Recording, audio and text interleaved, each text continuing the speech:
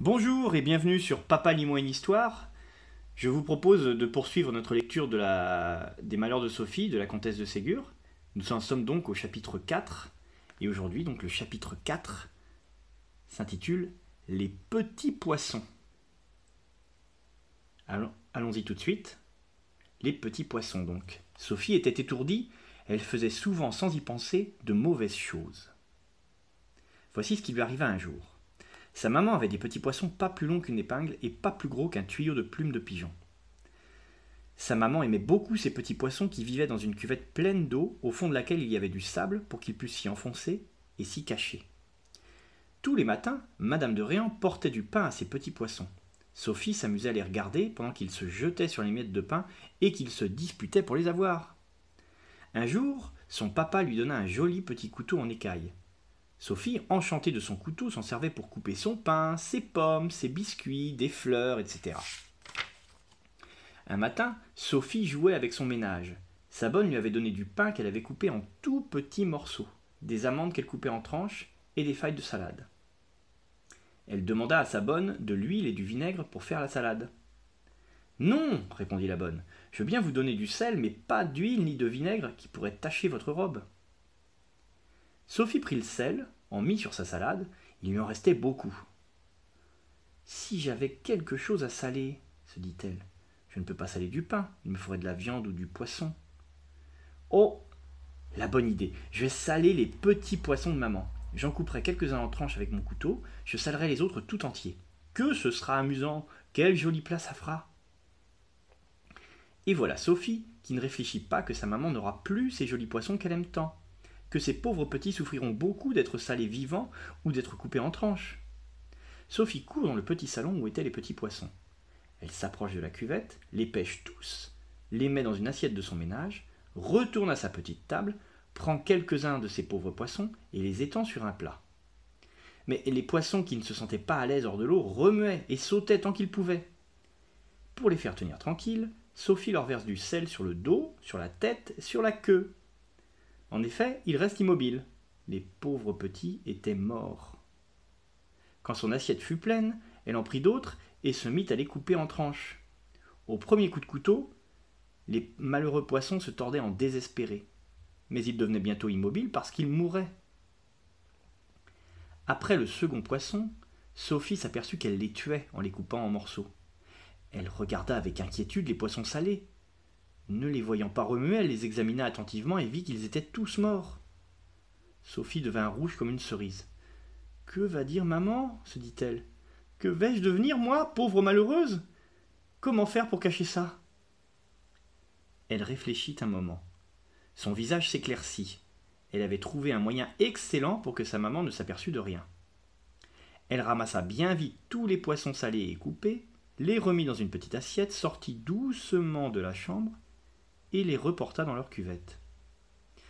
Maman croira, dit-elle, qu'ils se sont battus, qu'ils se sont tous entre-déchirés et tués. Je vais essuyer mes assiettes, mon couteau et ôter mon sel. Ma bonne n'a heureusement pas remarqué que j'avais été chercher les poissons. Elle est occupée de son ouvrage et ne pense pas à moi. Sophie rentra sans bruit dans sa chambre, se remit à sa petite table et continua de jouer avec son ménage. Au bout de quelque temps, elle se leva, prit un livre et se mit à regarder des images. Mais elle était inquiète.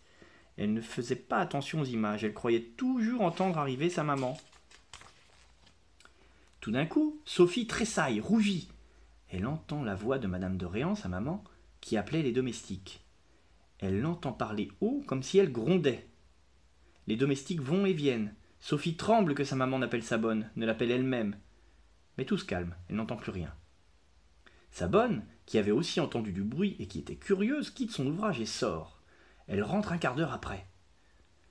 Comme c'est heureux, dit-elle à Sophie, que nous ayons toutes deux été dans notre chambre sans en sortir. Figurez-vous que votre maman vient d'aller voir ses poissons. Elle les a trouvés tous morts, les uns entiers et les autres coupés en morceaux. Elle a fait venir tous les domestiques pour leur demander quel était le méchant qui avait fait mourir ces pauvres petites bêtes. Personne n'a pu ou n'a voulu rien dire. Je viens de la rencontrer venant ici. Elle m'a demandé si vous aviez été dans le salon. J'ai heureusement pu lui répondre que vous n'aviez pas bougé d'ici, que vous vous étiez amusé à faire la dînette dans votre petit ménage. C'est singulier, dit-elle. J'aurais parié que c'est Sophie qui a fait ce beau coup. Oh, madame, ai-je répondu. Sophie n'est pas capable d'avoir fait une chose si méchante. Tant mieux, dit votre maman, car je l'aurais sévèrement punie. C'est heureux pour elle que vous ne l'ayez pas quittée et que vous m'assuriez qu'elle ne peut pas avoir fait mourir mes pauvres poissons. Oh, quant à cela, madame, j'en suis bien certaine, ai-je répondu. Sophie ne disait rien. Elle restait immobile, rouge, la tête baissée, les yeux pleins de larmes. Elle eut envie, un instant, d'avouer à sa bonne que c'était elle qui avait tout fait, mais le courage lui manqua.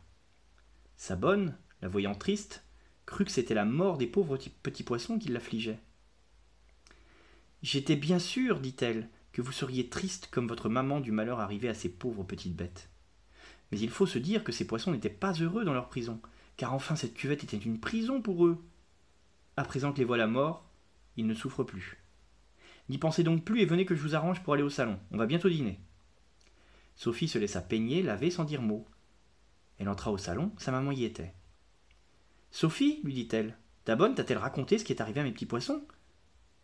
Oui, maman. Si ta bonne ne m'avait assuré que tu étais restée avec elle dans ta chambre depuis que tu m'avais quitté, j'aurais cru que c'est toi qui les as fait mourir. Tous les domestiques disent que ce n'est aucun d'eux. Mais je crois que le domestique Simon, qui était chargé de changer tous les matins l'eau et le sable de la cuvette, a voulu se débarrasser de cet ennui, et qu'il a tué mes pauvres poissons pour ne plus avoir à les soigner. Aussi, je le renverrai demain. Oh maman, ce pauvre homme, que deviendra-t-il avec sa femme et ses enfants? Tant pis pour lui. Il ne devait pas tuer mes petits poissons qui ne lui avaient fait aucun mal, et qu'il a fait souffrir en les coupant en morceaux. Mais c'est pas lui, maman. Je vous assure que c'est pas lui. Comment sais-tu que ce n'est pas lui?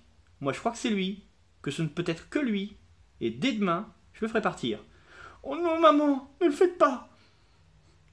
C'est moi qui ai pris les petits poissons et qui les ai tués. Toi? Quelle folie! Toi qui aimais ces petits poissons, tu ne les aurais pas fait souffrir et mourir. Je vois bien que tu dis ça pour excuser Simon. Non, maman. Je vous assure que c'est moi. Oui, c'est moi. Je voulais pas les tuer, je voulais seulement les saler, et je croyais que le sel ne leur ferait pas de mal. Je croyais pas non plus que de les couper leur fit mal, parce qu'ils ne criaient pas.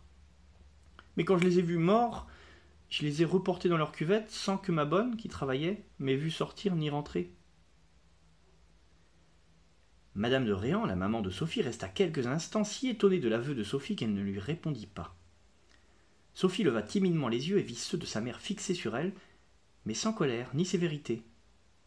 « Sophie, dit enfin madame de Réan, si j'avais appris par hasard, c'est-à-dire par la permission de Dieu qui punit toujours les méchants, ce que tu viens de me raconter, je t'aurais puni sans pitié et avec sévérité. Mais le bon sentiment qui t'a fait avouer ta faute pour excuser Simon te vaudra ton pardon. Je ne te ferai donc pas de reproche, car je suis bien sûr que tu te sens combien tu as été cruel pour ces pauvres poissons, en ne réfléchissant pas d'abord que le sel devait les tuer. Ensuite, qu'il est impossible de couper et de tuer n'importe quelle bête sans qu'elle souffre. Et voyant que Sophie pleurait, elle ajouta « Ne pleure pas, Sophie, et n'oublie pas qu'avouer tes fautes, c'est te les faire pardonner. » Sophie essuya ses yeux. Elle remercia sa maman, mais elle resta toute la journée un peu triste d'avoir causé la mort de ses petits amis, les poissons. Et voilà, c'est terminé pour ce soir. Nous avons terminé le 4e chapitre, donc vous constatez encore une énorme bêtise de Sophie, qui après avoir détruit sa poupée, mis les pieds dans la chaux et manqué de se brûler, vient de tuer tous les poissons de sa maman. Demain, ou plus tard, c'est vous qui décidez, nous pourrons lire le chapitre 5, le poulet noir. Donc je vous donne rendez-vous une prochaine fois sur Papa lis-moi une histoire pour la poursuite de cette lecture. À bientôt, au revoir.